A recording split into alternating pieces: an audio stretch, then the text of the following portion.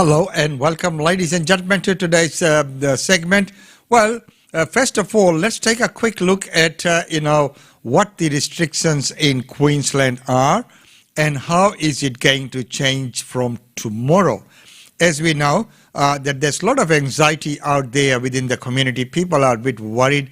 Especially now, venues, pubs and other places, of course, movies, school holidays coming, everyone's holidays coming, people are out and about, interstate flights have started coming. So what exactly is happening? So from 17 December 2021, restrictions on businesses will be further eased. Many businesses and venues will be able to return to operating at full capacity, meaning all the venues will be allowed to have the full capacity number of people, but there will be conditions. However, there will be restrictions on people who are not fully vaccinated. Now, herein lies the problem, because now the onus will be on the operators of those venues, the business owners, to check whether people coming in are vaccinated or not. When the border restriction eases, COVID-19 will start to circulate in our community, meaning that the community transmission, the numbers will go up. Unfortunately, it's already happening. To ensure we don't overwhelm our hospital system when we have outbreaks, some restrictions on unvaccinated people is necessary. These changes will commence, of course, tomorrow, 17th of December, regardless of whether we reach 80% or not. Now, that is a little bit of a backflip, as you have seen by many news channels that, Queensland government has backflipped on that. So regardless of when 80% of Queenslanders aged 16 and over are fully vaccinated. That was the case before that. Unless we get to that, we will not open the border, but now it's different. Whether or not we reach that number, that is irrespective. But here is some of the things that will happen. Hospitality venues such as pubs, clubs, taverns, bars, restaurants, cafes and fast foods outlet, and they will be allowed to run at the full capacity with fully vaccinated people. And the other venues would be indoor entertainment venues such as nightclubs, live music venues, karaoke bars, concerts, theaters, or cinemas and casinos. Outdoor entertainment activities such as sporting stadiums or theme parks. Festivals, either indoor or outdoor, such as a musical festival, folk festival, or arts festival, or the festival like India Day Fair. Activities, either indoor or outdoor, such as a convention centre and showgrounds. Queensland government-owned galleries, museums, and libraries. So these venues, will be able to operate once again to full capacity under those conditions. The conditions are that the entrance or the attendants, the patrons be checked to see whether or not they are fully vaccinated. Venues used for private hire will have no capacity limit if people attending are fully vaccinated. However, if there is a person attending who is not fully vaccinated, COVID-19 density restrictions will apply. This means a maximum of 20 people or 1 per 4 square meter rule, which is less. So, if you are going to allow an unvaccinated person to come to your venue, what that will mean is that the old rule of 1 per 4 square meter rule will then apply. Then you cannot operate to the full capacity. Now, collection of contact information by business operators. So, a business operator must collect contact information, proof of vaccination, or evidence of medical contradiction from all staff, guests, and patrons when entering this venue. If a business operator cannot use the check-in app, they must use alternative measures to record the contact information and details. Now that is a big obligation on the owners and the operators of the venue. So what is that obligation? Any member or staff may give their contact information, proof of COVID-19 vaccination, or evidence of medical vaccination by using the check-in app or other measure to record keeping before entering the place of work. A staff member is not required to give their contact information, proof of vaccination or medical if they are under 16 years of age, entering to provide an emergency service, exercising law enforcement, or if they are at a risk of safety. Now, community responsibility, this is where we all come in. A person must give their contact information, proof of COVID-19 vaccination, or evidence of medical contradiction by using the Queensland check-in app or other measures for record keeping before entering business establishments.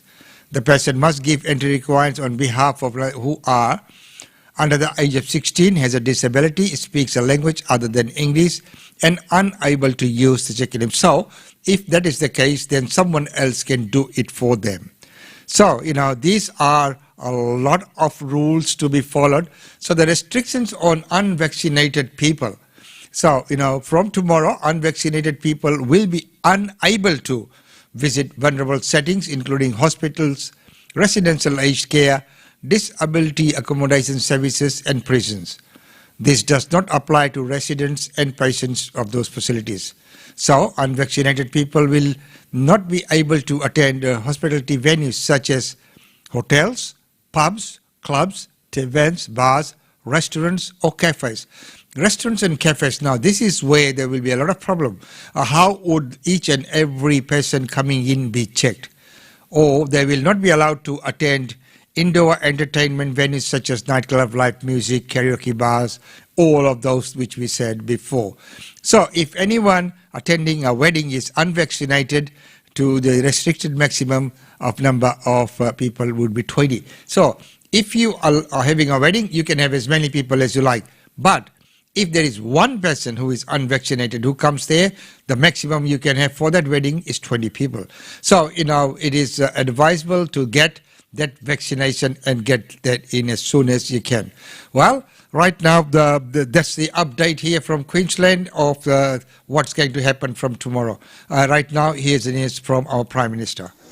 Good to be back in Tassie. That's the best way to celebrate coming to Queensland. It's not so much what the leaders said today as where they went. It is so good to be back in Queensland. It was terrific to be on the first plane into Lonnie. Anthony Albanese straight off to northern Tasmania, where Labor fancies its chances of picking up a couple of seats. Do I need my helmet? No, I don't think you need your helmet. The Prime Minister heading for the Sunshine State, What could possibly go wrong? where the coalition's a bit worried about holding on to seats. Go again. The first time he's been there since May, though he might not go to the polls for another 6 months. The campaign's well and truly upon us. If you don't vote for the Liberal National parties, then Anthony Albanese will be the Prime Minister of Australia, and not myself. And that's what this election is about. The Prime Minister's chosen to have a very long election campaign. Well, I welcome that. But it's promises made during the last election campaign in 2019 that are causing headlines. The pork barrelling is just out of control. Analysis by 9 newspapers showing a huge disparity between what Labor and coalition electorates received through government grants involving ministerial discretion, such as the so-called Sports Rorts program. The PM asked to explain how Peter Dutton's Queensland seat of Dixon received $43 million in such grants when the neighbouring seat held by Labor's Annika Wells got less than $1 million. Well, Dixon must have a very good local member.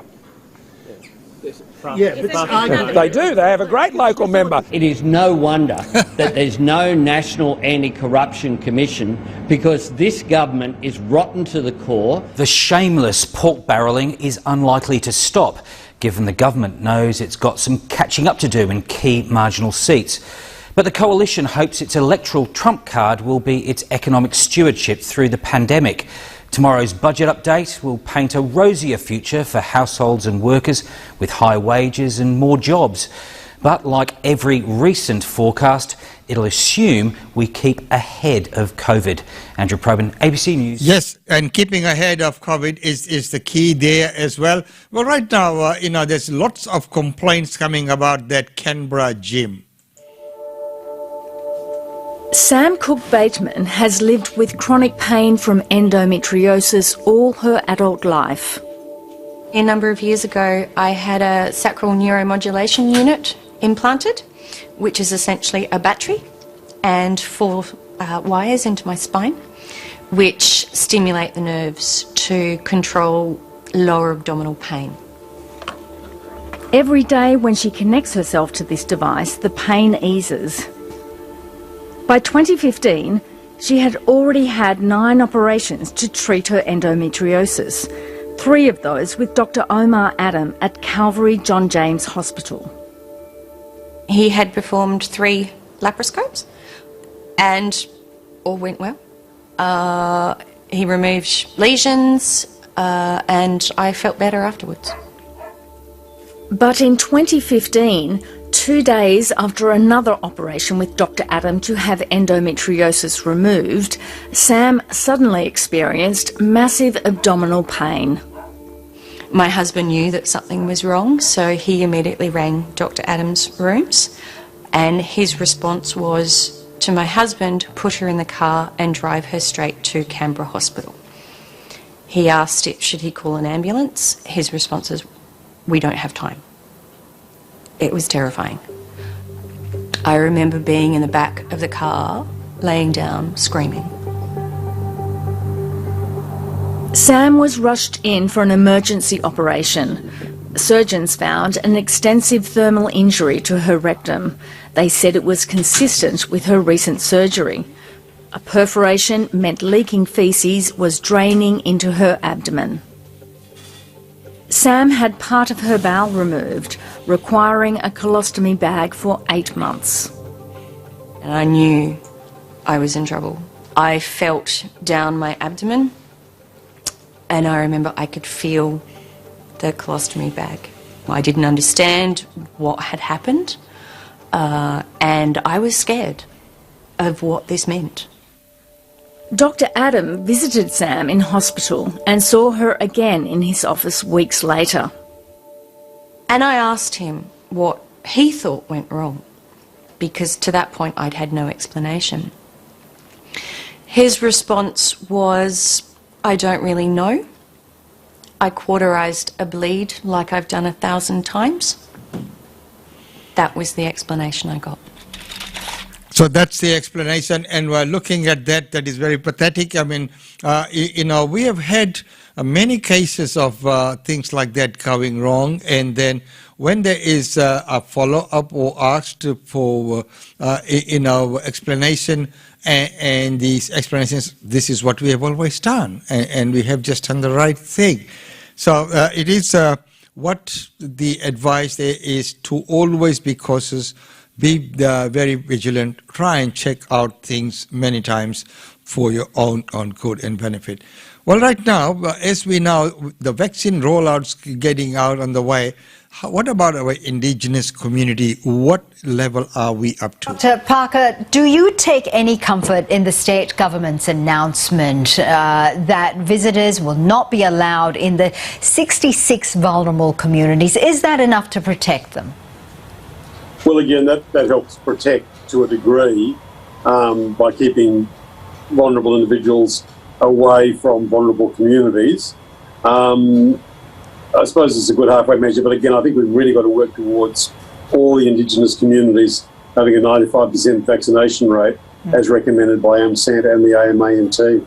What is the main reason for this lag in vaccination rates amongst the Indigenous communities in the top end? We understand certain anti-vax groups that have been quite influential in putting messages out to those communities about not being vaccinated, which is a real concern. And what sort of measures are being taken in order to fight these misinformation? Well, again, I think the government has developed a public relations campaign to advertise that you trust the health mob, not other mob, in terms of advice. That's always been our view, that really it's the way you communicate with the community. So I initially recommended maybe getting a couple of Aboriginal bands, local Aboriginal bands in the centre, to develop songs saying basically trust the health mob, not the other mob. And certainly the the government advertising seems to have followed that, rather than a bunch of stern health professionals talking, it's now a bunch of Indigenous Territorians who are giving the message, you guys have got to trust the health mob, don't listen to the other mob, which is certainly heading the way we'd recommended. Now, there are 4 new local cases of COVID-19. It brings the Catherine outbreak to something like 94 cases now. How would you rate the speed of the spread of this, of the coronavirus within the Indigenous community now? Well, again, it's always an issue that AMSANT and the AMA and TV are very concerned about because of the overcrowding in the communities. The Aboriginal communities. Quite rightfully said there that the overcrowding in the communities and of course the way they've always lived and the manner, so it is very hard to get each and everyone to come out, but I think that getting the message through mainstream media might not cut through.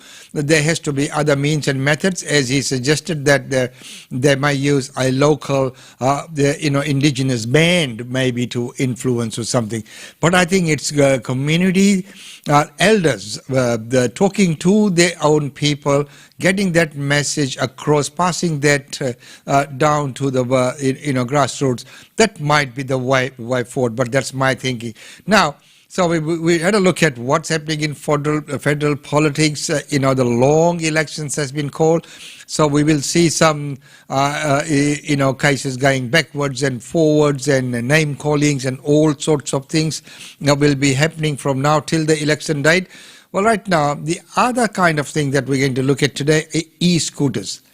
If you are in the city, you can't but miss them. They're everywhere.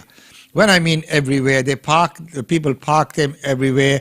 They're even on the riverbed. Or when the tide is out, if you're walking by the river, you have a glance, there's some of them lying on the riverbed. So of all different kinds of places. So what sort of danger do they pose for the community? Moving around Brisbane City can be a challenge for Brendan Donoghue. The 28-year-old is totally blind and says his day-to-day life has become more dangerous by e-scooters. It really makes me feel really fearful and afraid, and really just makes me feel like I just really don't want to go outside. People with a disability are reporting collisions and obstructions with the increase of the electronic machines.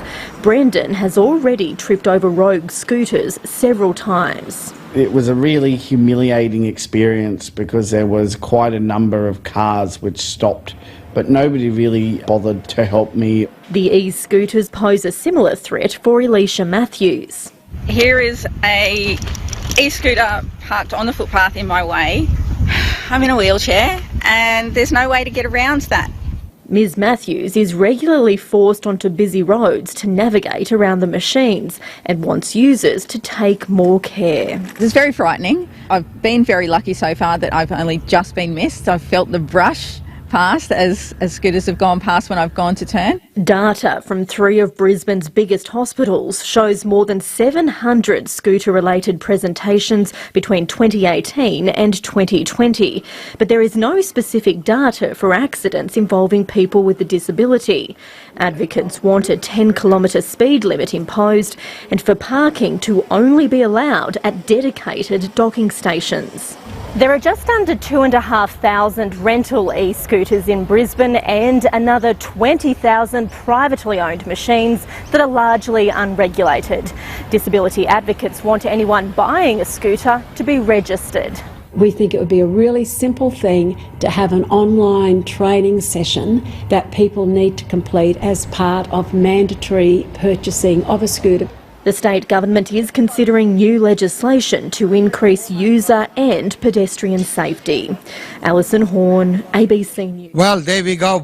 This is how regulations are made, and they say everything's regulated, over-regulated, and who follows the rules anyway? As you saw in that last clip, the guy on the scooter was going there without the helmet on. And the rule is that only one person on there. We have seen 3 people many times. And about parking, well, they park anywhere and everywhere, especially now coming onto the weekend from Thursday, Friday and Saturday. You got all the party makers coming on, yelling yelling on those, screaming their heads off. And even if you're walking on the riverside, you'll see them whizzing through in between the people, narrowly missing them at many times. Well, of course, the rules are needed, and the safety of people is paramount. But of course, the freedom of people to be able to move freely is another matter as well.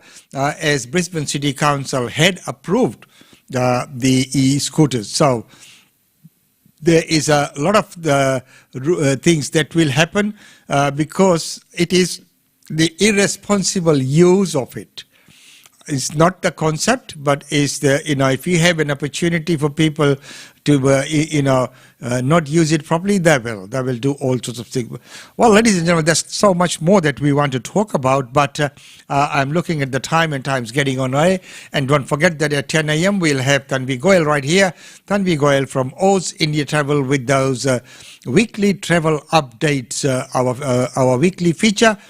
So she will be here at 10. So right now, let's go to our daily India report and let's welcome Ankita with that report, as we will be running out of time otherwise. So here's Ankita.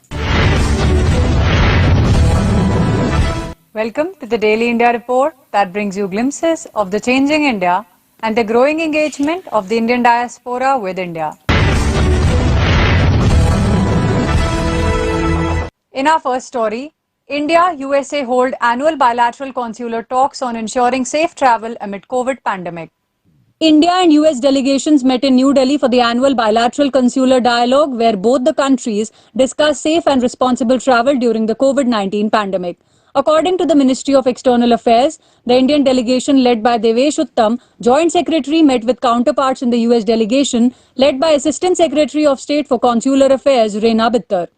Both the countries shared their common goals and affirmed to strengthen the bilateral relationships. Besides, the delegations also focused on safe travel amid the coronavirus pandemic.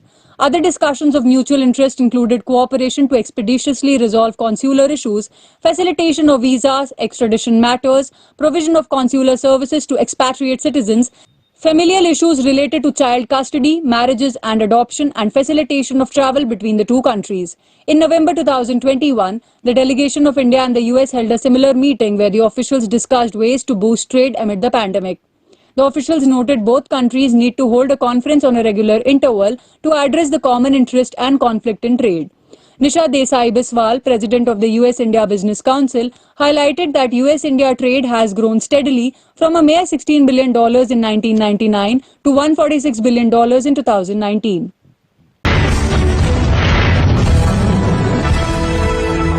India, Iran and Uzbekistan hold a meeting to increase the use of Chabahar port built by India. India, Iran and Uzbekistan held a virtual meet on the joint use of Chabahar port and how it can help in increasing regional connectivity.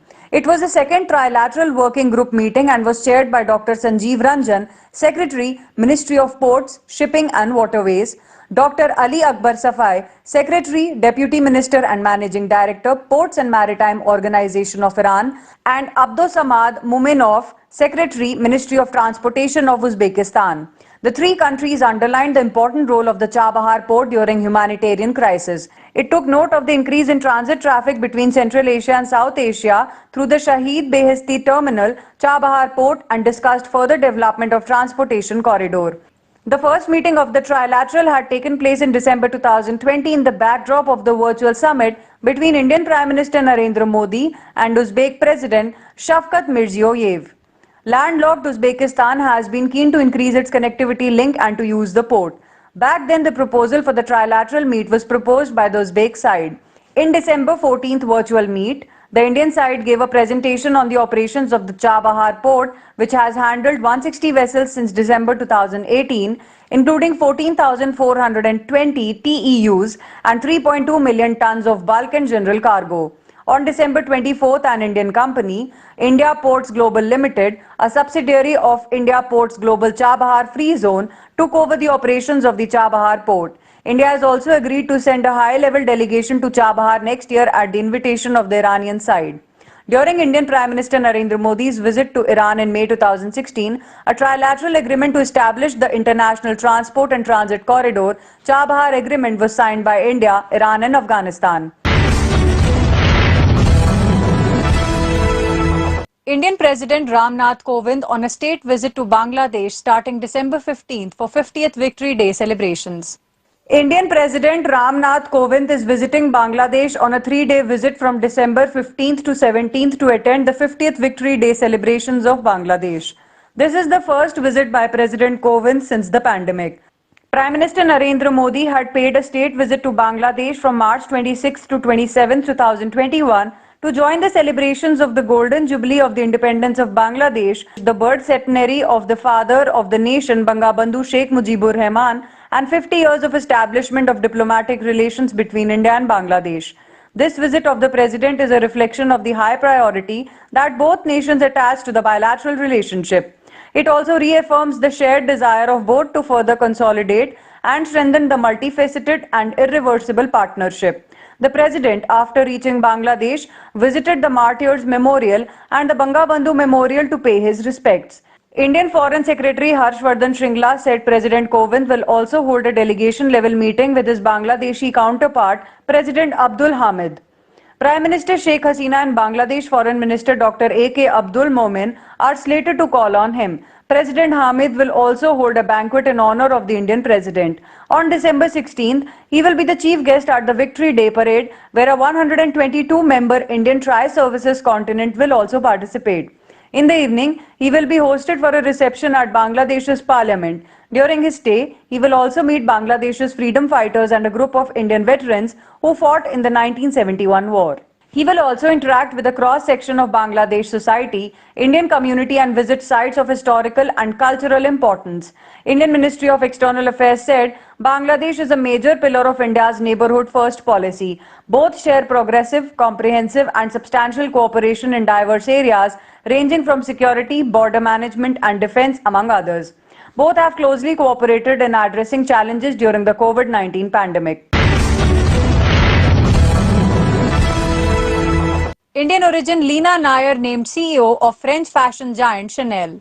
French fashion giant Chanel named Leena Nair as its new global CEO on December 14th, picking a consumer goods veteran to run one of the world's biggest luxury goods groups. Nair's career at one of the world's biggest FMCG major, Unilever, spans 30 years, most recently as the Chief of Human Resources and a member of its executive committee. A British national born in India, Nair is a rare outsider at the helm of the tightly controlled family fashion house known for its tweed sweets, quilted handbags and No. 5 perfume. The 52-year-old follows US businesswoman Maureen Shickett, who came from a fashion background and was CEO of Chanel for 9 years until early 2016. French billionaire Alain Wertheimer, a 73-year-old who owns Chanel with his brother Gerard Wertheimer and had originally taken on the CEO job on a temporary basis, will move to the role of global executive chairman. Chanel was founded in 1910 by fashion legend Gabrielle Coco Chanel as a hat boutique on Rue Cambon in Paris and grew to become a byword for French chic. The group said Nair, who at Unilever oversaw 150,000 people, would join at the end of January 2022 and be based in London. It added that the new appointments would ensure its long-term success as a private company. Nair climbed up the ranks of Unilever after starting out as a trainee on the factory floor. She comes as the fashion industry is under pressure to show a more inclusive approach. Nair is seen to have implemented gender parity across global management at Unilever. Harper's Bazaar published her profile in November 2021 that highlights her commitment to pay the living wage across the supply chain. Nair serves as a non-executive board member at BT and has previously served as a non-executive director of the British government's Business, Energy and Industrial Strategy Department. Chanel has fiercely defended its independence and only began publishing financial results in 2018. It said in July it expects to increase sales by double digits this year compared with 2019, a pre-pandemic level of $12.3 billion.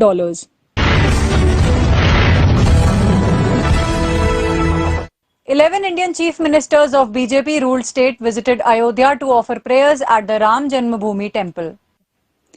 11 chief ministers of states where Prime Minister Narendra Modi's BJP party rules visited Ayodhya on December 15th to offer prayers at the Ram Janmabhoomi temple.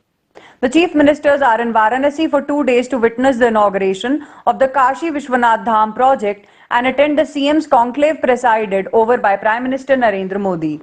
The Ayodhya administration has so far confirmed the official protocol of 11 chief ministers and 5 deputy CMs. They offered prayers at the Hanuman Gadi temple before visiting the Ram Janmabhoomi temple. The visiting chief ministers include Jairam Thakur of Himachal Pradesh, Pushkar Singh Dhami of Uttarakhand, Pema Khandu of Arunachal Pradesh, Shivraj Singh Chauhan of Madhya Pradesh, Hemanta Biswa Sarma of Assam, Basavraj Bomai of Karnataka, Nongthambam Biren Singh of Manipur, Biplab Kumar Dev of Tripura, Bhupendra Bhai Patel of Gujarat, Manohar Lal Khattar of Haryana and Pramod Sawant of Goa.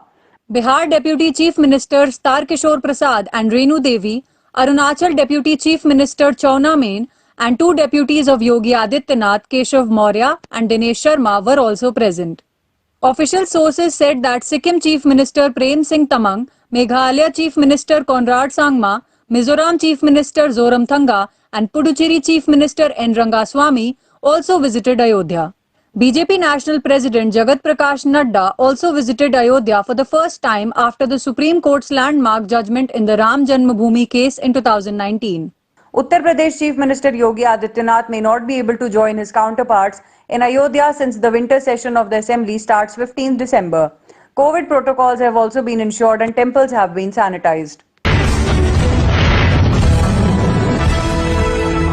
John Ibrahim to star in sci-fi flick Attack. Here is a look at the teaser. John Ibrahim is all set to engage his fans with his upcoming film Attack.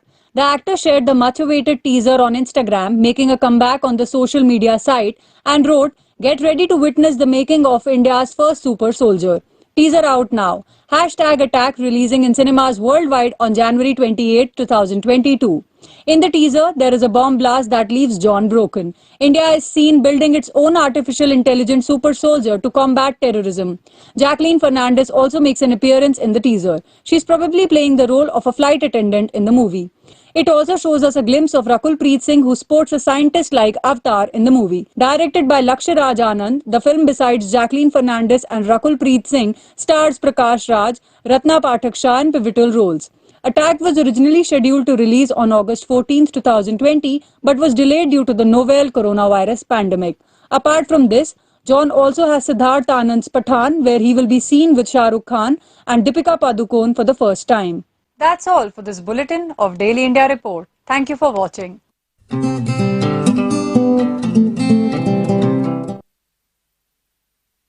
Thank you very much for that, Ankita. Well, that's the Daily India Report and the news update for today. And today we looked at all of the new restrictions and the new regulations coming into force into Queensland from tomorrow. So tomorrow we will probably run an update on that as well. So it will be very, very interesting to see as the onus is upon the operators of all such venues, to administer that. Well, right now it's time to finish off with the functions and events happening in Brisbane.